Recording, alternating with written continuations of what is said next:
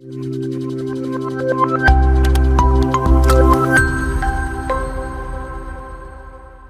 Everyone. So BPSC 104 political process in India എന്ന നമ്മുടെ പേപ്പറിന്റെ സെക്കൻഡ് യൂണിറ്റിന്റെ ഡിസ്കഷൻ ആണ് നമ്മൾ ഇന്നിവിടെ ചെയ്യാൻ പോകുന്നത്. സോ സെക്കൻഡ് യൂണിറ്റ് എന്ന് പറയുന്നത് പൊളിറ്റിക്കൽ പാർട്ടീസ് ഇൻ ഇന്ത്യ എന്നുള്ളതാണ്. സോ ആസ് ദ നെയിം സജക്ട്സ്, നമ്മൾ ഈ യൂണിറ്റിൽ ഡീൽ ചെയ്യാൻ പോകുന്നത് ഇന്ത്യയിലെ പൊളിറ്റിക്കൽ പാർട്ടീസിനെ പറ്റിയിട്ടാണ്. അതായത് ഇന്ത്യയിലെ പൊളിറ്റിക്കൽ പാർട്ടീസിനെ നമ്മൾ മൂന്നായിട്ട് ക്ലാസിഫൈ ചെയ്യുന്നു.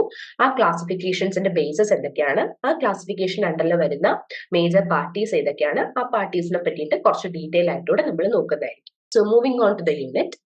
സോ നമുക്ക് ആദ്യമേ യൂണിറ്റിന്റെ ഒബ്ജക്റ്റീവ്സ് തുടങ്ങാം. നമ്മളിവിടെ national parties, state parties and regional parties, ഈ മൂന്ന് ടൈപ്പ് ഓഫ് പാർട്ടീസിനെ എന്താണ് എന്നുള്ള ഡെഫിനിഷൻസ് പഠിക്കും. അതിന്റെ അങ്ങനെ ക്ലാസിഫൈ ചെയ്യാനുള്ള ക്രൈറ്റീരിയാസ്, അതിൽ നിന്നായിരിക്കും നമ്മൾ ഈ യൂണിറ്റ് സ്റ്റാർട്ട് ചെയ്യുന്നത്. അതിനെ പറ്റിയിട്ടുള്ള ഒരു അണ്ടർസ്റ്റാൻഡിങ് ആയിരിക്കും ഈ യൂണിറ്റ് സ്റ്റാർട്ട് ചെയ്യുന്നത്. അതുപോലെ analyse the role of the some major parties in India. നേരത്തെ പറഞ്ഞ പോലെ ഇന്ത്യയിലെ സം ഓഫ് ദ മേജർ പാർട്ടീസ് ഏതൊക്കെയാണ്, അതിനെ പറ്റിയിട്ട് ആ പാർട്ടീസിനെ പറ്റിയിട്ട് കുറച്ച് ഡീറ്റെയിൽ ആയിട്ട് നമ്മൾ നോക്കുന്നതായിരിക്കും. അതുപോലെ explain the reason behind the formation of A new party. ഒരു പുതിയ പാർട്ടി ഫോം ചെയ്യാൻ എന്തൊക്കെ സാഹചര്യങ്ങളിലാണ് ഒരു പുതിയ പാർട്ടി ഫോം ചെയ്യപ്പെടുക, അതിന്റെ റീസൺസ് എന്തൊക്കെയാണ് എന്നും കൂടി നമ്മൾ ഈ യൂണിറ്റിൽ നോക്കുന്നതായിരിക്കും. സോ ഈ ഡയഗ്രാമിൽ കാണുന്ന പോലെ ഇന്ത്യയിലെ പൊളിറ്റിക്കൽ പാർട്ടീസിനെ നമ്മൾ മൂന്നായിട്ട് കാറ്റഗറൈസ് ചെയ്തു. മൂന്ന് ടൈപ്പ് ഓഫ് പാർട്ടീസ് ആണുള്ളത്: national party, state or regional parties, then registered or unrecognised party. ഈ മൂന്ന് കാറ്റഗറീസിനെയും നമ്മൾ ഡീറ്റെയിൽ ആയിട്ട് ഡീൽ ചെയ്യുന്നതായിരിക്കും. സോ ഫസ്റ്റ് നമ്മൾ സ്റ്റാർട്ട് ചെയ്യുന്നത് നാഷണൽ പാർട്ടി. എന്താണ് നാഷണൽ പാർട്ടി? അല്ലെങ്കിൽ ഇലക്ഷൻ കമ്മീഷന്റെ ക്രൈറ്റീരിയ പ്രകാരം ഈ കാണുന്ന മൂന്ന് ക്രൈറ്റീരിയാസിൽ ഏതെങ്കിലും ഒരു ക്രൈറ്റീരിയ ഫുൾഫിൽ ചെയ്താൽ ആ പാർട്ടിയെ നമ്മൾ നാഷണൽ പാർട്ടി എന്ന് കണക്കാക്കുന്നതാണ്. അതിന് മൂന്ന് ക്രൈറ്റീരിയാസ് ഏതൊക്കെയാണെന്ന് വെച്ചാൽ, first one, it has to win a minimum of 2% of the seats in the Lok Sabha from at least 3 different states. അതായത് അറ്റ്ലീസ്റ്റ് ഏറ്റവും കുറഞ്ഞത് 3 ഡിഫറെന്റ് സ്റ്റേറ്റ്സ്, 3 സ്റ്റേറ്റ്സിന്റെ ലോക്സഭ ഇലക്ഷനില് മിനിമം 2% സീറ്റ്സ് വീതം വിൻ ചെയ്താൽ ആ ഒരു പാർട്ടിയെ നമുക്ക് നാഷണൽ പാർട്ടി എന്ന് കണക്കാക്കാനായിട്ട് പറ്റും. അല്ലെങ്കിൽ it should win 6% of the vote and at least win 4 Lok Sabha seats. അല്ലെങ്കിൽ മൊത്തത്തിൽ 6% വോട്ടോ അല്ലെങ്കിൽ 4 ലോക്സഭാ സീറ്റുകളോ വിൻ ചെയ്താൽ ആ ഒരു പാർട്ടിനെ നാഷണൽ പാർട്ടി എന്ന് കണക്കാക്കാനായിട്ട് പറ്റും. മറ്റൊരു ക്രൈറ്റീരിയ എന്ന് പറയുന്നത് 4 അതിലധികമോ സംസ്ഥാനങ്ങളിൽ സ്റ്റേറ്റ് ലെവൽ പാർട്ടി എന്നുള്ള റെക്കഗ്നിഷനുള്ള ഒരു പാർട്ടി ആണെങ്കിൽ അതിനെ നമുക്ക് നാഷണൽ പാർട്ടി എന്ന് കണക്കാക്കാൻ പറ്റും. ഈ 3 ക്രൈറ്റീരിയാസിൽ ഏതെങ്കിലും ഒരു ക്രൈറ്റീരിയ ഫുൾഫിൽ ചെയ്താൽ ആ പാർട്ടീനെ നാഷണൽ പാർട്ടി എന്ന ടാഗ് ലൈനിലേക്ക് നമുക്ക് കൊണ്ടുവരാൻ പറ്റും. ആസ് ഓഫ് നൗ 2020 കണക്ക് പ്രകാരം ഇന്ത്യയിൽ 7 നാഷണൽ പാർട്ടീസ് ആണ് ഉള്ളത്. അത് ഏതൊക്കെയെന്ന് വെച്ചാൽ Indian National Congress, BJP, BSP, Bahujan Samajwad party, then CPI, CPIM, then NCP, national Congress party, then all India Trinamool Congress. അങ്ങനെ 7 നാഷണൽ പാർട്ടീസ് ആണ് ആസ് ഓഫ് നൗ ഇന്ത്യയിലുള്ളത്. ഈ പാർട്ടീസ് എല്ലാം ഈ 3 ക്രൈറ്റീരിയകളിൽ ഏതെങ്കിലും ഒരു ക്രൈറ്റീരിയ ഫുൾഫിൽ ചെയ്തത് കൊണ്ട് നാഷണൽ പാർട്ടി എന്ന് ക്ലാസിഫൈ ചെയ്യപ്പെട്ട പാർട്ടികളാണ്. അപ്പൊ ഇതിനകത്ത് ഓരോ പാർട്ടീസിനെ പറ്റിയിട്ട് നമുക്ക് ഡീറ്റെയിൽ ആയിട്ട് നോക്കാം. ആദ്യത്തെ പാർട്ടി ഇന്ത്യൻ നാഷണൽ കോൺഗ്രസ് അല്ലെങ്കിൽ Congress I. So Indian National Congress നമുക്കറിയാം 1885 ഇന്ത്യൻ നാഷണൽ കോൺഗ്രസ് എസ്റ്റാബ്ലിഷ് ചെയ്യപ്പെടുന്നത്. നമ്മൾ നമ്മുടെ മുന്നത്തെ ലെക്ചേഴ്സിൽ പറഞ്ഞ പോലെ തന്നെ ഇന്ത്യൻ നാഷണൽ കോൺഗ്രസ് എന്ന് പറയുന്നത് ഇന്ത്യയുടെ ഫ്രീഡം സ്ട്രഗിളിന്റെ പ്രോഡക്റ്റ് ആയിട്ട് വന്നൊരു പാർട്ടിയാണ്. അതായത് ഇന്ത്യൻ ഫ്രീഡം സ്ട്രഗിളിൽ ഏറ്റവും ഇമ്പോർട്ടന്റ് ആയിട്ടുള്ള ഒരു പങ്ക് വഹിച്ച പാർട്ടിയാണ്. ഇന്ത്യൻ നാഷണൽ മൂവ്മെന്റിന്റെ ഒരു പ്രോഡക്റ്റ് കൂടിയാണ് നമ്മുടെ ഇന്ത്യൻ നാഷണൽ കോൺഗ്രസ് എന്ന് പറയുന്നത്. ഇന്ത്യ 1885 ഇത് എസ്റ്റാബ്ലിഷ് ചെയ്യപ്പെടുന്നത്. ഇന്ത്യയിലെ ദ ഓൾഡസ്റ്റ് പാർട്ടിയാണ് ഇന്ത്യൻ നാഷണൽ കോൺഗ്രസ് എന്ന് പറയുന്നത്. So Congress was popular among larger sections of the society. നമുക്കറിയാം, നമ്മൾ നേരത്തെ പാർട്ടി സിസ്റ്റംസ് പഠിച്ചപ്പോഴത്തേനും കോൺഗ്രസ് സിസ്റ്റം അല്ലെങ്കിൽ വൺ പാർട്ടി ഡോമിനൻസ് ഇന്ത്യയിലെ 1952 ജനറൽ ഇലക്ഷൻ തൊട്ട് ഏതാണ്ട് 4 ജനറൽ ഇലക്ഷനുകളോളം, അതായത് ഏതാണ്ട് 2 ഡെക്കേഡോളം കോൺഗ്രസ് ഡോമിനൻസ് ആയിരുന്നു, വൺ പാർട്ടി ഡോമിനൻസ് ആയിരുന്നു ഇന്ത്യയിൽ നിലനിന്നിരുന്നത്. സോ അങ്ങനെ അതിന് കാരണം കോൺഗ്രസിന് ഇന്ത്യയിൽ ഒരു ലാർജർ സെക്ഷൻ ഓഫ് ആൾക്കാരുടെ ഇടയിൽ വലിയൊരു സ്വാധീനം, വലിയൊരു പോപ്പുലാരിറ്റി ഉണ്ടായിരുന്നു എന്നുള്ളതാണ്. എന്തുകൊണ്ടാണ് ഇങ്ങനെ ഒരു പോപ്പുലാരിറ്റി കോൺഗ്രസിന് ഉണ്ടായിരുന്നത്? സോ അതിന്റെ കാരണങ്ങളായിട്ട് നമുക്ക് ഇവിടെ കാണാൻ പറ്റും. It drew support from social groups including all caste groups and religious minority. പല റിലീജിയസ് മൈനോറിറ്റികളിൽ നിന്ന് അല്ലെങ്കിൽ എല്ലാ കാസ്റ്റ് ഗ്രൂപ്പുകളിൽ നിന്നും കോൺഗ്രസിന്റെ സപ്പോർട്ട് ഉണ്ടായിരുന്നു. കോൺഗ്രസിന്റെ സപ്പോർട്ട് ബേസ് എന്ന് പറയുന്നത് അത്രയധികം വലുതായിരുന്നു.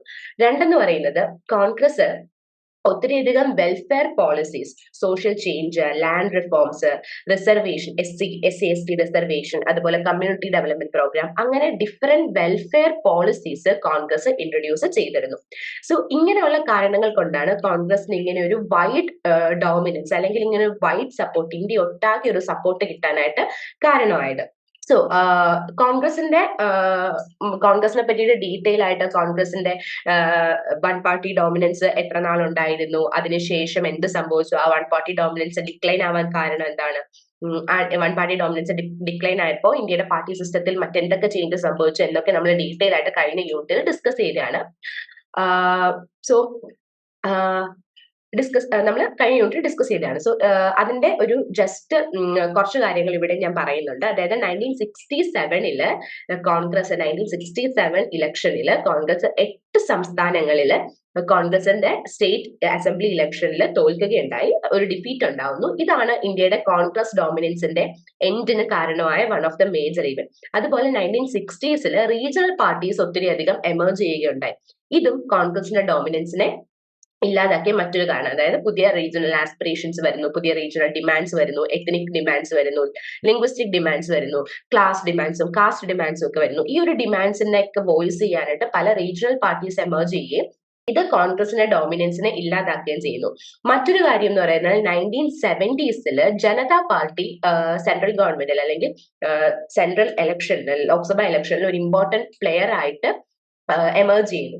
സോ ഇങ്ങനെ ഈ ജനതാ പാർട്ടിയുടെ ഡോമിനൻസ്, ജനതാ പാർട്ടിയുടെ എമർജൻസ് കോൺഗ്രസിന് ഒരു ചാലഞ്ച് ആവുകയും കോൺഗ്രസിന്റെ ആ ഒരു വൺ പാർട്ടി ഡോമിനൻസ് അല്ലെങ്കിൽ കോൺഗ്രസ് സിസ്റ്റം എന്ന് രജനി കോത്താരി നെയിം ചെയ്ത ആ കോൺഗ്രസ് സിസ്റ്റം എൻഡ് ചെയ്യുകയും ചെയ്യുന്നു. സോ ഇതൊക്കെയാണ് കോൺഗ്രസിന്റെ മേജർ കോൺഗ്രസ് എന്ന പാർട്ടിയുടെ എവല്യൂഷനിൽ അല്ലെങ്കിൽ അതിന്റെ ഇത്രയും നാളത്തെ ചരിത്രത്തിലെ മേജർ ഈവന്റ്സ് എന്ന് പറയുന്നത്.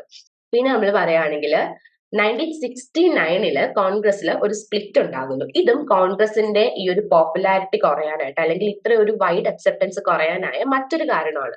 അതായത് 1969 Congress, Indian National Congress organisation or Congress and Indian National Congress requisition or Congress R, ഇങ്ങനെ രണ്ട് സെക്ഷൻസ് ആയിട്ട്, രണ്ട് ഫാക്ഷൻസ് ആയിട്ട് കോൺഗ്രസിൽ ഒരു സ്പ്ലിറ്റ് ഉണ്ടാവുന്നു.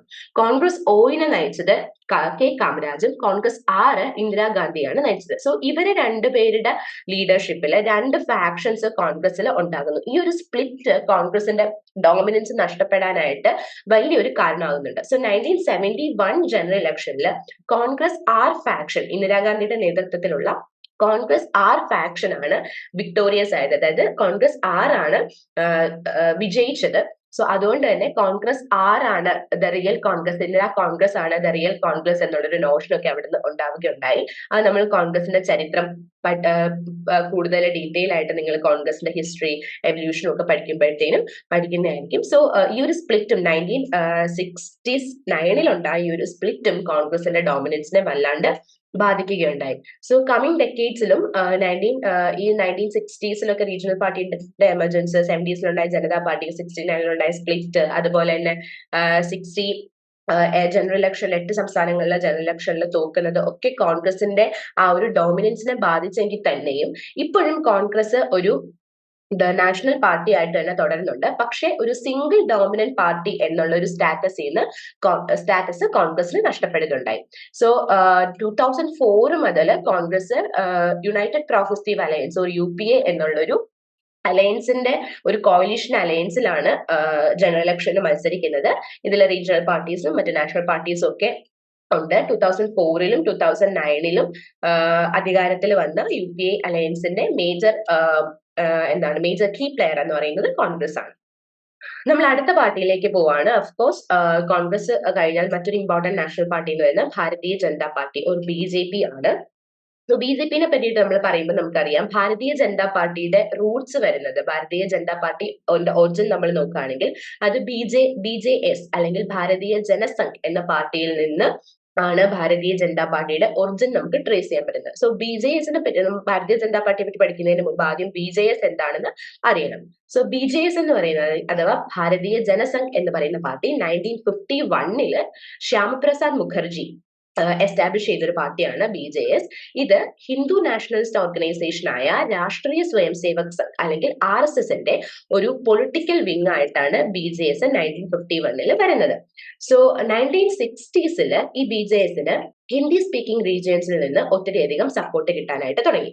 സോ 1977 ആയപ്പോഴത്തേനും BJS മറ്റ് 4 പാർട്ടികളോടൊപ്പം ജനതാ പാർട്ടിയിൽ ജോയിൻ ചെയ്തു. അതായത് BJS, സ്വതന്ത്ര പാർട്ടി, ഭാരതീയ ലോക്ദൾ, സോഷ്യലിസ്റ്റ് പാർട്ടി ഇങ്ങനെയുള്ള 5 പാർട്ടികൾ ഒരുമിച്ച് ജനതാ പാർട്ടി എന്നുള്ളൊരു ഒറ്റ പാർട്ടിയായിട്ട് മെർജ് ചെയ്ത് വന്നു. ഇതാണ് BJSന്റെ ഒരു ഹിസ്റ്ററി നമ്മൾ ട്രാക്ക് ചെയ്താൽ നമുക്ക് അറിയാൻ പറ്റുന്നത്. സോ BJS നിന്നാണ് നമ്മൾ ഇന്ന് കാണുന്ന BJP എമർജ് ആവുന്നത്. സോ BJSനെ പറ്റി പറഞ്ഞു, അത് 1960s BJS അതിന്റെ ഒരു എന്താണ് കൂടുതൽ സപ്പോർട്ട് ഗെയിൻ ചെയ്യാൻ തുടങ്ങിയത്. 1977 BJS എന്നുള്ളൊരു പാർട്ടി ജനതാ പാർട്ടിയിലേക്ക് മെർജ് ചെയ്യുകയുണ്ടായി. ഇനി നമ്മൾ BJSൽ നിന്ന് BJPയിലേക്ക് വരികയാണെങ്കിൽ, ഭാരതീയ ജനതാ പാർട്ടിയിലേക്ക് വരികയാണെങ്കിൽ 1980 after the disintegration of Janata party BJS re-emerged as BJP on April 5, 1980. So Janata party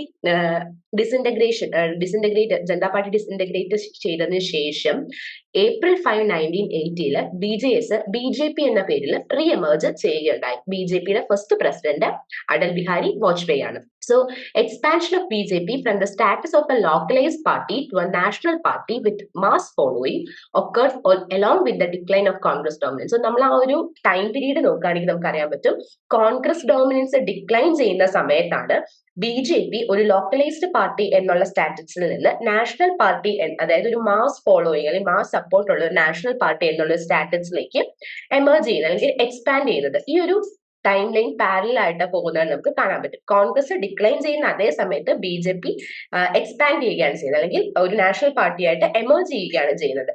so BJP ആൾക്കാരെ മൊബിലൈസ് അല്ലെങ്കിൽ BJPയുടെ സപ്പോർട്ട് BJP വോട്ടേഴ്സിന്റെ സപ്പോർട്ട് മൊബിലൈസ് ചെയ്യുന്നത് മെയിൻലി 3 ഇഷ്യൂസിന്റെ ബേസിലാണ് BJP പോപ്പുലർ സപ്പോർട്ട് ഗെയിൻ ചെയ്തിട്ടുള്ളത്. നമുക്കറിയാം ആ 3 ഇഷ്യൂസ് ലൈക്ക് ഇന്നത്തെ കണ്ടംപററി ഇന്ത്യയിൽ it is very much controversial ആയിട്ടുള്ള അല്ലെങ്കിൽ വളരെയധികം ഡിബേറ്റബിൾ ആയിട്ടുള്ള 3 ഇഷ്യൂസിന്റെ പേരിലാണ് BJPയുടെ മെയിൻ സപ്പോർട്ട് ബേസ് ഇരിക്കുന്നത്. ആ 3 ഇഷ്യൂസ് എന്ന് പറയുന്നത് കൺസ്ട്രക്ഷൻ ഓഫ് റാം ടെമ്പിൾ അയോധ്യയിലെ രാമക്ഷേത്ര നിർമ്മാണം, അതുപോലെ തന്നെ അബോളിഷൻ ആർട്ടിക്കിൾ 370 ജമ്മു കാശ്മീരിന് പ്രത്യേക പദവി നൽകുന്ന ആർട്ടിക്കിൾ 370യുടെ അബോളിഷ് ചെയ്തു കഴിഞ്ഞു. സോ അതുപോലെ തന്നെ ട്രിപ്പിൾ തലാഖ്, മുസ്ലിം ഡിവോഴ്സ് ആയിട്ട് ബന്ധപ്പെട്ട ട്രിപ്പിൾ തലാഖ് എന്നുള്ള നിയമം, മുത്തലാഖ് നിയമം അത് അബോളിഷ് ചെയ്യുക. ഇങ്ങനെയുള്ള 3 ഇഷ്യൂസിന്റെ ബേസിലാണ് BJP mainly popular support gain ചെയ്യുകയും അവരുടെ സപ്പോർട്ട് മൊബിലൈസ് ചെയ്യുകയും ചെയ്തത്. സോ 2014 മുതൽ നാഷണൽ ഡെമോക്രാറ്റിക് അലയൻസ് അല്ലെങ്കിൽ NDA എന്ന കോലീഷൻ അലയൻസിന്റെ ഭാഗമായിട്ടാണ് BJP സെൻട്രൽ ഗവൺമെന്റിൽ ഇരിക്കുന്നത്. സോ 2014 അത് കഴിഞ്ഞ് 2019 NDA അലയൻസ് ആണ് സെൻട്രൽ ഗവൺമെന്റിൽ ലോക്സഭ ഇലക്ഷൻ വിൻ ചെയ്തത്. സോ NDA അലയൻസിന്റെ ഇമ്പോർട്ടന്റ് അല്ലെങ്കിൽ കീ പ്ലെയർ എന്ന് പറയുന്നതാണ് BJP. സോ അതാണ് BJP എന്നുള്ള പാർട്ടിനെ പറ്റിയിട്ടുള്ള ഒരു ബേസിക് ഐഡിയ എന്ന് പറയുന്നത്. നമ്മൾ അടുത്ത നാഷണൽ പാർട്ടിയിലേക്ക് പോവാണ്, ബഹുജൻ സമാജ് പാർട്ടി അല്ലെങ്കിൽ BSP. സോ BSP എന്ന് പറയുന്നത് ഇന്ത്യയുടെ ഒരു സോഷ്യൽ ട്രാൻസ്ഫോർമേഷന്റെ റിസൾട്ട് അല്ലെങ്കിൽ സിമ്പിൾ ആണെന്ന് പറയാം. So BSP can be called as a symbol of social transformation in India. So BSP north ഇന്ത്യയിലെ ഒരു ഇൻഫ്ലുവൻഷ്യൽ ആയിട്ടുള്ള ഒരു പൊളിറ്റിക്കൽ ഫോഴ്സ് ആണ്.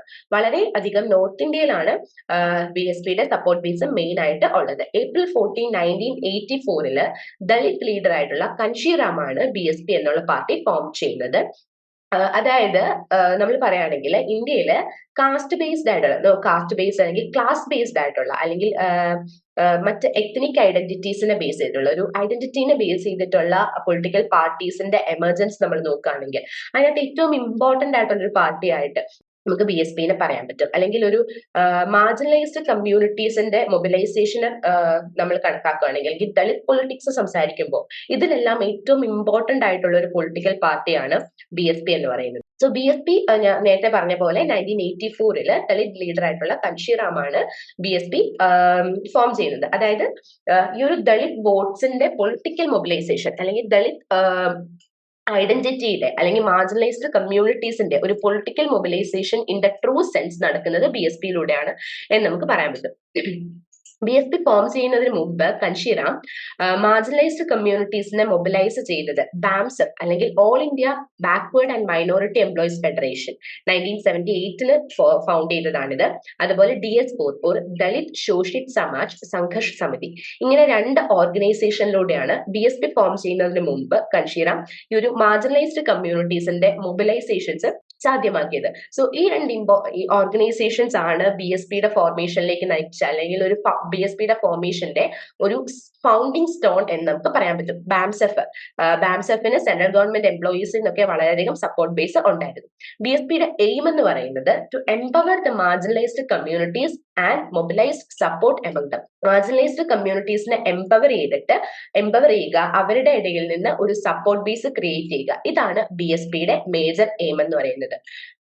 അതായത് നമുക്കറിയാം നമ്മുടെ സൊസൈറ്റിയുടെ മേജർ സെക്ഷനും Dalits, tribal communities, OBCs, religious minorities പോലുള്ള മാർജിനലൈസ്ഡ് ഗ്രൂപ്പ്സ് ആണ് സൊസൈറ്റിയുടെ മെജോറിറ്റി ഓഫ് ദി സൊസൈറ്റി, നമ്മളെ പോപ്പുലേഷന്റെ മെജോറിറ്റി എന്ന് പറയുന്നത്. അപ്പം അവരുടെ കറക്റ്റ് ആയിട്ടുള്ള ഒരു പൊളിറ്റിക്കൽ മൊബിലൈസേഷൻ നടത്തുക, അവരുടെ വോയിസസിന്റെ ഡിമാൻഡ്സും പൊളിറ്റിക്കലി മൊബിലൈസ് ചെയ്യുക, അതൊരു പാർട്ടി പൊളിറ്റിക്സിലേക്ക് കൊണ്ടുവരിക. ഇതാണ് BSPയുടെ മെയിൻ ആയിട്ടുള്ള എയിം എന്ന് പറയുന്നത്.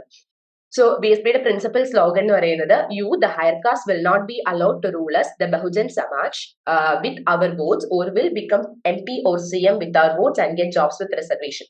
അതായത് ഹയർ കാസ്റ്റ് ബേസിക്കലി ഇത്രയേ ഉള്ളൂ. ഇതിന്റെ പ്രിൻസിപ്പൽ സ്ലോഗൻ ആണിത്. കഴിഞ്ഞ ഹിന്ദി വേർഷൻ ഇവിടെ കാണാൻ പറ്റും. ബേസിക്കലി ഇത്രയേ ഉള്ളൂ. സൊസൈറ്റിയുടെ മെജോറിറ്റി സെക്ഷൻ ആയ മാർജിനലൈസ്ഡ് കമ്മ്യൂണിറ്റീസിന്റെ അല്ലെങ്കിൽ ലോവർ കാസ്റ്റ് ലോവർ ക്ലാസ് കമ്മ്യൂണിറ്റീസിന്റെ വോട്ട് ഉപയോഗിച്ച് വോട്ട് നേടി ജയിക്കുന്ന ഹയർ കാസ്റ്റ് പീപ്പിൾ ഈ മാർജിനലൈസ്ഡ് കമ്മ്യൂണിറ്റീസിന് വേണ്ടിയിട്ട് അല്ലെങ്കിൽ സമൂഹത്തിലെ പാർശ്വവൽക്കരിക്കപ്പെട്ട സമൂഹത്തിന് വേണ്ടിയിട്ട് ഒന്നും ചെയ്യുന്നില്ല, ആ ഒരു പോപ്പുലേഷന് വേണ്ടിയിട്ട് ഒന്നും ചെയ്യുന്നില്ല. അവർ ഈ വോട്ട് മൊബിലൈസ് ചെയ്ത് അവരുടേതായ പൊളിറ്റിക്കൽ ഗെയിൻസ് മാത്രം നേടുന്നു. അപ്പം അതിനെതിരെ ഈ മാർജിനലൈസ്ഡ് കമ്മ്യൂണിറ്റീസിന്റെ പൊളിറ്റിക്കൽ മൊബിലൈസേഷനിലൂടെ മാത്രമേ ഇതിന് ഒരു എൻഡ് കൊണ്ടുവരാൻ സാധിക്കുകയും മാർജിനലൈസ്ഡ് കമ്മ്യൂണിറ്റീസിന്റെ ഡിമാൻഡ്സും അവരുടെ ആവശ്യങ്ങളും നിറവേറ്റപ്പെടുകയും ചെയ്യുകയുള്ളൂ എന്നുള്ളൊരു ഐഡിയയിൽ നിന്ന് ഫോം ചെയ്തതാണ് BSP എന്ന് പറയുന്നത്. സോ നമ്മുടെ അതിന്റെ സ്ലോഗനിൽ നമുക്ക് അതാണ് മനസ്സിലാവുന്നത്. സോ 1996 BSP ഒരു നാഷണൽ പാർട്ടി ആയിട്ട് മാറുന്നത്. UP ആണ് BSPയുടെ, നോർത്ത് ഇന്ത്യയിൽ BSPക്ക് വളരെയധികം സപ്പോർട്ട് ബേസ് ഉണ്ടെങ്കിലും UP ആണ് വൺ ഓഫ് ദ മേജർ സപ്പോർട്ട് ബേസ് ഉള്ള സംസ്ഥാനം എന്ന് പറയുന്നത്. സോ UPയിൽ 5 തവണയാണ് BSP ഗവൺമെന്റ് ഫോം ചെയ്തിട്ടുള്ളത്. അതിൽ 4 തവണയും മായാവതി ആയിരുന്നു ചീഫ് മിനിസ്റ്റർ എന്ന് പറയുന്നത്. So BSP led governments in UP. എന്തുകൊണ്ട് BSP UPയിൽ ഇത്രയധികം പ്രോമിനന്റ് ആയി എന്ന് ചോദിച്ചാൽ അവർ ഇൻട്രൊഡ്യൂസ് ചെയ്ത പ്രോഗ്രാംസിന്റെ ഒക്കെ ബേസിലാണ്. വീക്കർ സെക്ഷന് വേണ്ടിയിട്ട് ഒത്തിരിയധികം വെൽഫെയർ പ്രോഗ്രാംസ് BSP ഇൻട്രൊഡ്യൂസ് ചെയ്തിട്ടുണ്ട്. അതുപോലെ SC പോപ്പുലേഷൻ വളരെയധികം ഉള്ള വില്ലേജസിൽ അംബേദ്കർ വില്ലേജ് പ്രോഗ്രാംസ് എന്ന് പറഞ്ഞിട്ട് കുറച്ച് പ്രോഗ്രാംസ് ഇൻട്രൊഡ്യൂസ് ചെയ്തിട്ടുണ്ട്. അതുപോലെ gave cultural recognition to the icons, heroes and symbols associated with the social cause or with marginalized communities. So marginalized communities അല്ലെങ്കിൽ മാർജിനലൈസ്ഡ് കമ്മ്യൂണിറ്റീസിന്റെ കൾച്ചറൽ ഹീറോസ് അല്ലെങ്കിൽ ഐക്കൺസ്, സിംബൽസ്, അതിനൊക്കെ ഒരു റെക്കഗ്നിഷൻ, ഒരു കൾച്ചറൽ റെക്കഗ്നിഷൻ നൽകിയിട്ടുണ്ട്. അപ്പം ഇങ്ങനെയുള്ള പല പ്രോഗ്രാംസിലൂടെയാണ് BSP UPയിൽ വളരെയധികം സപ്പോർട്ട് ബേസ് ക്രിയേറ്റ് ചെയ്തത്. ഇനി നമ്മൾ നോക്കുകയാണെങ്കിൽ അടുത്ത പാർട്ടി എന്ന് പറയുന്നത് കമ്മ്യൂണിസ്റ്റ് പാർട്ടി ഓഫ് ഇന്ത്യ, അതായത് CPI and CPIM, communist party of India, Marxist, ഈ 2 പാർട്ടീസിനെ പറ്റിയിട്ടാണ് നമ്മൾ പറയുന്നത്. സോ CPI എന്ന് പറയുന്ന പാർട്ടി, CPI 1925 ഫോം ചെയ്യുന്നത്. അതിന്റെ മേജർ ഐഡിയോളജീസ് എന്ന് പറയുന്നത് സോഷ്യൽ ഇക്വാലിറ്റി ഓഫ് വിമൻ, സ്ത്രീകളുടെ ഇക്വാലിറ്റി, അതുപോലെ nationalisation of privately owned enterprises, privately owned ആയിട്ടുള്ള എന്റർപ്രൈസസ് പ്രൈവറ്റൈസേഷനെതിരെ, അതായത് പബ്ലിക് സെക്ടറിന് കൂടുതൽ ഇമ്പോർട്ടൻസ് കൊടുക്കുക, പ്രൈവറ്റ്ലി ഓൺഡ് എന്റർപ്രൈസസ് എല്ലാം നാഷണലൈസ് ചെയ്യുക, പബ്ലിക് സെക്ടറിന്റെ അണ്ടറിൽ കൊണ്ടുവരിക, അതുപോലെ ലാൻഡ് റിഫോംസ് ഇൻട്രൊഡ്യൂസ് ചെയ്യുക, അതായത് ലാൻഡ് ഓണേഴ്സ് അല്ലെങ്കിൽ ജന്മികളായിട്ടുള്ള ഭൂ ഉടമകളിൽ നിന്ന് വർക്കിംഗ് ക്ലാസ്സിലേക്ക് അല്ലെങ്കിൽ പെസൻട്രിയിലേക്ക് ലാൻഡിന്റെ ഓണർഷിപ്പ് കൈമാറുക. അങ്ങനെ ഒരു ലാൻഡ് അക്യുമുലേറ്റ് ഒരു കുറച്ച് വ്യക്തികളുടെ കയ്യിൽ ലാൻഡ് അക്യുമുലേറ്റ് ചെയ്യപ്പെടാതിരിക്കുക, ഇങ്ങനെയുള്ളതൊക്കെയാണ്. അതുപോലെ അതാണ് ലാൻഡ് റിഫോംസ് കൊണ്ട് ഉദ്ദേശിക്കുന്നത്. അതുപോലെ social justice for the lower കാസ്റ്റിലായിട്ടുള്ളവർക്ക് സോഷ്യൽ ജസ്റ്റിസ്, സാമൂഹിക നീതി ഉറപ്പുവരുത്തുക. അതുപോലെ അവരുടെ right to protest through demonstration and സ്ട്രൈക്സിലൂടെയും ഡെമോൺസ്ട്രേഷൻസിലൂടെയും അവകാശങ്ങൾക്ക് വേണ്ടിയിട്ട് പ്രൊട്ടസ്റ്റ് ചെയ്യാനുള്ള ഒരു സ്വന്തം ഡിമാൻഡ്സിന് വേണ്ടിയിട്ട് ഡെമോൺസ്ട്രേഷൻസിലൂടെയും സ്ട്രൈക്സിലൂടെയും പ്രൊട്ടസ്റ്റ് ചെയ്യാനുള്ള അവകാശം. ഇതൊക്കെയാണ് CPI മുന്നോട്ട് വെച്ച മേജർ പാർട്ടി ഐഡിയോളജീസ് എന്ന് പറയുന്നത്. സോ CPIയുടെ സപ്പോർട്ട് ബേസ് മേജർലി ഉണ്ടായിരുന്നത് വെസ്റ്റ് ബംഗാൾ, കേരള, ത്രിപുര 3 സംസ്ഥാനങ്ങളിലായിരുന്നു. സോ 1952 ലോക്സഭ ഇലക്ഷനില് 52-57 ആ ടൈമില് ഫസ്റ്റ് ലോക്സഭ ഇലക്ഷനിൽ CPI ആയിരുന്നു പ്രിൻസിപ്പൽ ഒപ്പോസിഷൻ പാർട്ടി. നമുക്കറിയാം AK ഗോപാലൻ, AKG ആയിരുന്നു അന്നത്തെ ഒപ്പോസിഷൻ ലീഡർ ഒക്കെ. So moving on, first communist party. So നമുക്കറിയാം 1957 EMS നമ്പൂതിരിപ്പാട് കേരളത്തിന്റെ മുഖ്യമന്ത്രിയാകുന്നു. അതാണ് ഇന്ത്യയിലെ ആദ്യമായിട്ട് ഒരു സംസ്ഥാനത്ത് വന്ന നോൺ കോൺഗ്രസ് ഗവൺമെന്റ് എന്ന് പറയുന്നത്.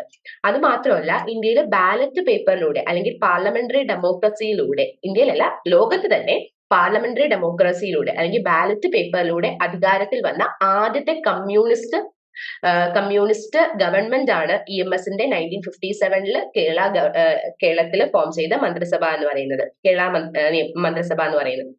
സോ ലോകത്താദ്യമായി ബാലറ്റ് പേപ്പറിലൂടെ പാർലമെന്ററി ഡെമോക്രസിയിലൂടെ അധികാരത്തിൽ വന്ന കമ്മ്യൂണിസ്റ്റ് നേതാവാണ്, അല്ലെങ്കിൽ കമ്മ്യൂണിസ്റ്റ് ഭരണമായിരുന്നു കേരളത്തിൽ 1957 EMS നമ്പൂതിരിപ്പാടിന്റെ നേതൃത്വത്തിൽ ഉണ്ടായിരുന്നത്.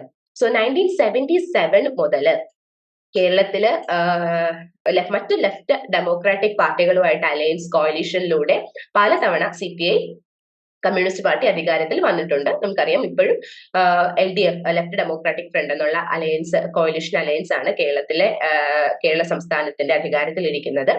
CPIM ആണ് അതിന്റെ മേജർ. CPI അതിന്റെ ഒരു കീ പ്ലെയർ ആണ്, ഒരു കീ പൊളിറ്റിക്കൽ പാർട്ടിയാണ്. സോ നമ്മൾ CPIയുടെ ട്രജക്ടറി നമ്മൾ നോക്കിയാൽ നമുക്കറിയാൻ പറ്റും, ത്രിപുരയിലും വെസ്റ്റ് ബംഗാളിലും CPIയുടെ സപ്പോർട്ട് ബേസ് ഗ്രാജുവലി കുറഞ്ഞു വരികയാണ് ഉണ്ടായത്. നമ്മൾ ഈ കാലത്ത് നോക്കിയാൽ അറിയാൻ പറ്റും, വെസ്റ്റ് ബംഗാളിലെ ഓൾ ഇന്ത്യ തൃണമൂൽ കോൺഗ്രസിന്റെയും ത്രിപുരയിലെ BJPയുടെയും എമർജൻസോടുകൂടി CPIയുടെ പ്രസൻസ് ഗ്രാജുവലി ഡിക്ലൈൻ ചെയ്യാനാണ് തുടങ്ങിയത്. സോ CPI ഒരു കേഡർ ബേസ്ഡ് പാർട്ടിയാണ്. And it has its own membership structure.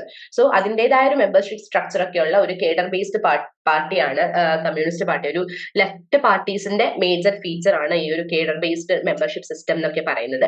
So അതാണ് CPI.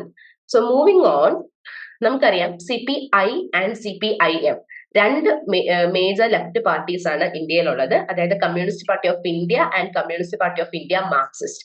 These two parties R ideologically different. എങ്ങനെയാണ് ഈ ഒരു രണ്ട് ലെഫ്റ്റ് പാർട്ടീസ് ഇന്ത്യയിൽ ഫോം ചെയ്തത് എന്നുള്ളത് നമ്മൾ നോക്കുകയാണെങ്കിൽ 1964 CPI സ്പ്ലിറ്റ് ആയി CPI ആൻഡ് CPIM എന്നുള്ള രണ്ട് പാർട്ടീസ് ആയിട്ട് അത് മാറുന്നത്. സോ CPIMന്റെ മേജർ ലീഡേഴ്സിൽ ഒരാളായിരുന്നു EMS നമ്പൂതിരിപ്പാട്. സോ 1964 ഇങ്ങനെ ഒരു സ്പ്ലിറ്റ് ഉണ്ടാവാൻ കാരണം എന്താണെന്ന് നോക്കിയാൽ അതിന്റെ മേജർ റീസൺ അല്ലെങ്കിൽ ഒരു ഇമ്മീഡിയറ്റ് കോസ് ആയിട്ട് നമുക്ക് പറയാൻ പറ്റുന്നത് അന്ന് 62 ഉണ്ടായ ഇൻഡോ ചൈന വാറിലുള്ള ഐഡിയോളജിക്കൽ ഡിഫറൻസ് ആണ്. അതായത് CPIയുടെ ഉള്ളിൽ തന്നെ ഇൻഡോ ചൈന വാറിൽ ആരെ സപ്പോർട്ട് ചെയ്യണം അല്ലെങ്കിൽ ഒരു ഐഡിയോളജിക്കൽ ഡിഫറൻസ് ഉണ്ടാവുകയുണ്ടായി. ഇതാണ് 1964 CPI സ്പ്ലിറ്റ് ആവാനുള്ള one of the immediate reasons എന്ന് പറയുന്നത്. മറ്റൊന്ന് പറയുന്നത് എന്ന് വെച്ചാൽ difference in the attitude toward Soviet union and China. So Soviet union, China, അതായത് ലോകത്തിലെ തന്നെ രണ്ട് പ്രധാനപ്പെട്ട കമ്മ്യൂണിസ്റ്റ് രാഷ്ട്രങ്ങൾ.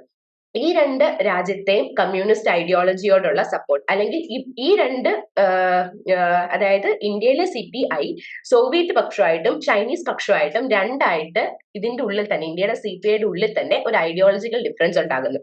അതായത് സോവിയറ്റ് പക്ഷത്തിനെ അല്ലെങ്കിൽ സോവിയറ്റ് യൂണിയനെ ഐഡിയോളജിക്കലി സപ്പോർട്ട് ചെയ്യുന്ന ഫാക്ഷൻ CPI എന്നും ചൈനയെ ഐഡിയോളജിക്കലി സപ്പോർട്ട് ചെയ്യുന്ന ഫാക്ഷൻ CPIM എന്നും ആയി മാറുന്നു. അതായത് ഇപ്പൊ CPI അല്ലെങ്കിൽ സോവിയറ്റ് കമ്മ്യൂണിസത്തിന്റെ വ്യത്യാസം നമ്മൾ പറയുകയാണെങ്കിൽ പറയാൻ പറ്റും.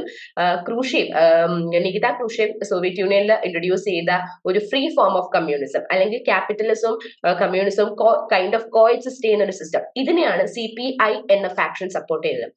മറിച്ച് ഇപ്പോഴത്തെ ചൈനീസ് കമ്മ്യൂണിസത്തിലേക്ക് നോക്കുകയാണെങ്കിൽ അവിടെ മാവോയുടെ അഗ്രസീവ് ഫോം ഓഫ് കമ്മ്യൂണിസം ആയിരുന്നു ഉണ്ടായിരുന്നത്. അല്ലെങ്കിൽ വർക്കിംഗ് ക്ലാസ് അല്ല പെസൻട്രിക്കാണ് അപ്ലിഫ്റ്റ്മെന്റ് നേടേണ്ടത് എന്നുള്ള ഒരു ഐഡിയ ആയിരുന്നു ചൈനീസ് കമ്മ്യൂണിസ്റ്റിലുള്ളത്. ഈ ഒരു ഐഡിയോളജിനെ സപ്പോർട്ട് ചെയ്യുന്നവർ CPIM എന്നുള്ള ഫാക്ഷൻ IM അതായത് CPI മാർക്സിസ്റ്റ് എന്നുള്ള ഫാക്ഷനിലേക്ക് മാറുന്നു. ഈ ഒരു ഐഡിയോളജിക്കൽ ഡിഫറൻസ് ആണ് സ്പ്ലിറ്റിന് ഈ ഒരു 1964 ഉണ്ടായ സ്പ്ലിറ്റിന് മറ്റൊരു കാരണം. അതുപോലെ തന്നെ CPIയുടെ ഉള്ളിലെ വ്യക്തികളിൽ ലീഡേഴ്സിൽ തന്നെ നേച്ചർ ഓഫ് ഇന്ത്യൻ സ്റ്റേറ്റ് അതായത് ഇന്ത്യൻ സ്റ്റേറ്റിന്റെ നേച്ചർ എന്താണെന്ന് മനസ്സിലാക്കുന്നതിലുള്ള ഒരു ഐഡിയോളജിക്കൽ ഡിഫറൻസ് ഉണ്ടായിരുന്നു. CPIയുടെ ഫാക്ഷൻ CPI എന്ന ഫാക്ഷനിലെ ലീഡേഴ്സിന്റെ ഐഡിയോളജിക്കൽ കോൺസെപ്റ്റ് പ്രകാരം Indian state represent national bourgeoisie. Indian state national ബൂഷ്വാസികളെയാണ് റെപ്രസെന്റ് ചെയ്യുന്നത്. CPIM പറയുന്നത് എന്താണ്?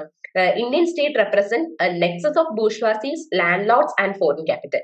ഇന്ത്യൻ സ്റ്റേറ്റ് റെപ്രസെന്റ് ചെയ്യുന്നത് bourgeoisies, landlords, foreign capital, ഈ മൂന്നും തമ്മിലുള്ള ഒരു സീരീസ് ഓഫ് കണക്ഷനാണ്. സോ ഇതാണ് മറ്റൊരു ഡിഫറൻസ് എന്ന് പറയുന്നത്, അല്ലെങ്കിൽ മറ്റൊരു റീസൺ എന്ന് പറയുന്നത് ഈ ഒരു ഐഡിയോളജിക്കൽ ഒരു 1964 സ്പ്ലിറ്റിന് കാരണമായത്. സോ ബേസിക്കലി 1964 CPI സ്പ്ലിറ്റ് ആയി CPIയും CPIM എന്നുള്ള രണ്ട് പാർട്ടീസ് ആകാൻ ഉള്ള കാരണം എന്ന് വെച്ചാൽ ഐഡിയോളജിക്കൽ ഡിഫറൻസ് ആണ്. മെയിൻലി ഇതിന്റെ ഉള്ളിലെ ലീഡേഴ്സിന്റെ ഉള്ളിൽ തന്നെ വന്ന ഐഡിയോളജിക്കൽ ഡിഫറൻസസ് കാരണമാണ് ഈ ഒരു സ്പ്ലിറ്റ് ഉണ്ടായത്. സോ മൂവിങ് ഓൺ, അടുത്ത പാർട്ടി എന്ന് പറയുന്നത് nationalist Congress Party or NCP form ചെയ്യുന്നത് 25 മെയ് 1999 ഇതിന്റെ മേജർ മെമ്പേഴ്സ് എന്ന് പറയുന്നത് ശരത് പവാർ, PA സംഗമ, താരിഖ് അൻവർ, ഇങ്ങനെ 3 പേരാണ്. PA സംഗമ നമ്മൾ നോക്കുകയാണെങ്കിൽ 2012 ഈ പാർട്ടിയിൽ നിന്ന് ലെഫ്റ്റ് ആവുകയുണ്ടായി. പുള്ളി പുതിയൊരു പാർട്ടിയൊക്കെ ഫോം ചെയ്തു, അല്ലെങ്കിൽ നാഷണൽ പീപ്പിൾസ് പാർട്ടിയിലാണ് പിന്നെ വർക്ക് ചെയ്തത്. സോ എങ്ങനെയാണ് നാഷണൽ കോൺഗ്രസ് പാർട്ടി അല്ലെങ്കിൽ NCP ഫോം ചെയ്യുന്നത് എന്ന് നോക്കിയാൽ, Nationalist Congress Party or NCP form ആയത് എസ്റ്റാബ്ലിഷ് ചെയ്തത് എന്ന് നോക്കുകയാണെങ്കിൽ സോണിയാഗാന്ധി നമുക്കറിയാം, she is an Italian citizen. സോണിയാഗാന്ധിയുടെ സിറ്റിസൺഷിപ്പ് അല്ലെങ്കിൽ സോണിയാഗാന്ധി ഒരു ഇറ്റാലിയൻ സിറ്റിസൺ ആണെന്നും അതുകൊണ്ട് തന്നെ ഇന്ത്യൻ ഇലക്ഷനിൽ മത്സരിക്കാൻ പാടില്ല എന്നുള്ള രീതിയിൽ സോണിയാഗാന്ധി ഇന്ത്യൻ അല്ല, സോണിയാഗാന്ധിയുടെ നാഷണാലിറ്റിനെ സംബന്ധിച്ചിട്ട് കോൺഗ്രസ് ലീഡേഴ്സിന്റെ ഇടയിൽ ഒരു തർക്കം ഉണ്ടായിരുന്നു സോണിയാഗാന്ധി ഇലക്ഷന് മത്സരിക്കാൻ ഉള്ള സമയമായപ്പോഴത്തേക്കും. സോ ഈ ഒരു ഇലക്ഷന് മത്സരിക്കാൻ അല്ലെങ്കിൽ സോണിയാഗാന്ധി കോൺഗ്രസിന്റെ നേതൃത്വത്തിലേക്ക് വരുന്നതിനെ പറ്റിയിട്ടും ഒക്കെ ഈ ഒരു സോണിയാഗാന്ധിയുടെ നാഷണാലിറ്റിനെ ബന്ധപ്പെട്ട് കുറച്ച് തർക്കങ്ങൾ ഉണ്ടായിരുന്നു. സോ ഈ 3 ലീഡേഴ്സും ഇന്ത്യൻ നാഷണൽ കോൺഗ്രസിനുള്ളിൽ സോണിയാഗാന്ധിയുടെ നാഷണാലിറ്റിനെ ക്വസ്റ്റ്യൻ ചെയ്ത ലീഡേഴ്സ് ആണ്. ഈ ഒരു ക്വസ്റ്റ്യനിങ്ങിന്റെ ഭാഗമായിട്ട് ഇവര് 3 പേരും ഇന്ത്യൻ നാഷണൽ കോൺഗ്രസിൽ നിന്ന് എക്സ്പെൽ ചെയ്യപ്പെടുന്നു, പുറത്താക്കപ്പെടുന്നു. അങ്ങനെയാണ് ഈ മൂന്ന് ലീഡേഴ്സും നാഷണലിസ്റ്റ് കോൺഗ്രസ് പാർട്ടി എന്നുള്ള ഒരു പുതിയൊരു പാർട്ടി ഫോം ചെയ്യുന്നത്. സോ ഇതാണ് നാഷണലിസ്റ്റ് കോൺഗ്രസ് പാർട്ടിയുടെ ഒറിജിന് കാരണമായ ഒരു മേജർ ഇവന്റ് എന്ന് പറയുന്നത്. So the party describe itself as A millennial party with a modern progressive orientation. അങ്ങനെയാണ് NCP ആ പാർട്ടിനെ പറ്റിയിട്ടുള്ള ഡിസ്ക്രിപ്ഷൻ എന്ന് പറയുന്നത്. അതായത് ഒരു മോഡേൺ പ്രോഗ്രസീവ് ഐഡിയ ഉള്ള ഒരു മില്ലേനിയൽ പാർട്ടി ആയിട്ടാണ് 1999 ഇത് ഫോം ആവുന്നത്. സോ അതുകൊണ്ട് തന്നെ ഒരു മില്ലേനിയൽ പാർട്ടി ആയിട്ടാണ് NCP വിശേഷിപ്പിക്കപ്പെടുന്നത്. ആ പാർട്ടിയുടെ മേജർ ഐഡിയോളജീസ് എന്ന് പറയുന്നത് holistic democracy, Gandhian secularism, federalism based on nationality, ഇതൊക്കെയാണ്. സോ NCPയുടെ മേജർ വോട്ട് ബേസ് എന്ന് പറയുന്നത് മഹാരാഷ്ട്രയിലാണ്. പിന്നെ നമ്മൾ നോക്കുകയാണെങ്കിൽ നമുക്ക് കാണാൻ പറ്റും UPA 1 ആൻഡ് UPA 2, അതായത് യുണൈറ്റഡ് പ്രോഗ്രസീവ് അലയൻസ് 2004 2009 UPA ഗവൺമെന്റ്സിന്റെ ഭാഗമായിരുന്നു NCP എന്ന് പറയുന്നത്. അടുത്ത ഇമ്പോർട്ടന്റ് ആയിട്ടുള്ള നാഷണലിസ്റ്റ് പാർട്ടി എന്ന് പറയുന്നത് all India Trinamool Congress or Trinamool Congress. നമുക്കറിയാം വെസ്റ്റ് ബംഗാളിലാണ് തൃണമൂൽ കോൺഗ്രസിന്റെ മേജർ സ്ട്രോങ് ഹോൾഡ് എന്ന് പറയുന്നത്. 1 ജാനുവരി 1998 മമതാ ബാനർജിയാണ് All India Trinamool Congress form ചെയ്യുന്നത്. സോ ഈ ഒരു All India Trinamool Congress form ചെയ്യുന്നതിന് മുന്നേ 26 വർഷത്തോളം കോൺഗ്രസ് പാർട്ടിയായിട്ട് അഫിലിയേറ്റ് ചെയ്ത് പ്രവർത്തിച്ച ഒരു വ്യക്തിയാണ്. കോൺഗ്രസ് പാർട്ടിയിൽ പൊളിറ്റിക്കലി വളരെയധികം ആക്റ്റീവായി പ്രവർത്തിച്ച ഒരു വ്യക്തിയാണ് മമതാ ബാനർജി എന്ന് പറയുന്നത്. അതിനുശേഷമാണ് 98 മമതാ ബാനർജി തൃണമൂൽ കോൺഗ്രസ് ഫോം ചെയ്യുന്നത്. സോ നേരത്തെ പറഞ്ഞ പോലെ തൃണമൂൽ കോൺഗ്രസിന്റെ സ്ട്രോങ് ഹോൾഡ് വെസ്റ്റ് ബംഗാളിലാണ്. സോ ഇപ്പോഴും വെസ്റ്റ് ബംഗാൾ ഗവൺമെന്റ് തൃണമൂൽ കോൺഗ്രസ് ആണ് ഭരിക്കുന്നത്, നമുക്കറിയാം. ദെൻ ഈ സംസ്ഥാനങ്ങളിലൊക്കെ അസംബ്ലി ഇലക്ഷൻസിൽ തൃണമൂൽ കോൺഗ്രസ് മത്സരിച്ചിട്ടുണ്ട്. അതായത് കേരള, മണിപ്പൂർ, ത്രിപുര, ആസാം, ഹരിയാന, അരുണാചൽ പ്രദേശ്, ഒഡീഷ. എവിടെയൊന്നും ഒരു സ്ട്രോങ് ഹോൾഡോ അല്ലെങ്കിൽ അങ്ങനെ ഒത്തിരിയധികം സീറ്റ്സ് വിൻ ചെയ്യുക അങ്ങനെയൊന്നും ഇല്ലെങ്കിൽ പോലും തന്നെ ഈ സംസ്ഥാനങ്ങളിലൊക്കെ അസംബ്ലി ഇലക്ഷൻസിൽ പല സീറ്റ്സിലും തൃണമൂൽ കോൺഗ്രസ് മത്സരിച്ചിട്ടുണ്ട്. സോ ഇത്രയാണ് ഈ ഒരു നാഷണൽ പാർട്ടീസ്. നമ്മൾ ഒരു 7 നാഷണൽ പാർട്ടീസിനെ പറ്റിയിട്ട് പറഞ്ഞു. അതായത് Congress, BJP, BSP, CPI, CPIM, NCP and all India Trinamool Congress. ഇങ്ങനെ 7 നാഷണൽ പാർട്ടീസിനെ പറ്റിയിട്ടാണ് നമ്മൾ ഈ ഒരു ലെക്ചറിൽ ഡിസ്കസ് ചെയ്തത്. സോ 3 രീതിയിൽ നമ്മൾ പാർട്ടീസിനെ, ഇന്ത്യയിലെ പാർട്ടീസിനെ ക്ലാസിഫൈ ചെയ്യുന്നു. National parties, state parties and unrecognised parties, registered or unrecognised parties. ഇങ്ങനെ 3ആയിട്ട് ക്ലാസിഫൈ ചെയ്യുന്നു. അതില് നാഷണൽ പാർട്ടി എന്ന് ക്ലാസിഫൈ ചെയ്യാനുള്ള ക്രൈറ്റീരിയാസ് നമ്മൾ ആദ്യം നോക്കി. പിന്നെ ഓരോ നാഷണൽ പാർട്ടീസിന്റെയും ഒരു ഹിസ്റ്ററിയും അതിന്റെ എസ്റ്റാബ്ലിഷ്മെന്റും പിന്നെ അതിന്റെ ഇപ്പോഴത്തെ പ്രസന്റ് സ്റ്റേറ്റും അതിനെപ്പറ്റിയുള്ള ഒരു ബേസിക് ഡീറ്റെയിൽസും ആണ് നമ്മൾ ഈ ഒരു ലെക്ചറിൽ നോക്കിയത്. സോ ഇത്രയാണ് ഇന്നത്തെ ലെക്ചർ. ഈ യൂണിറ്റ് ഇവിടെ തീരുന്നില്ല. ഇനി അടുത്ത 2 ക്ലാസിഫിക്കേഷൻസ് കൂടെ നമുക്കുണ്ട്. അതായത് state party or regional party, then unrecognised or registered party. ഇത് ഈ 2 ക്ലാസിഫിക്കേഷൻ ഓഫ് പാർട്ടീസിനെ പറ്റിയിട്ട് നമ്മൾ അടുത്ത ലെക്ചറിൽ നോക്കുന്നതായിരിക്കും. ഓക്കെ, ദെൻ അടുത്ത ലെക്ചറിൽ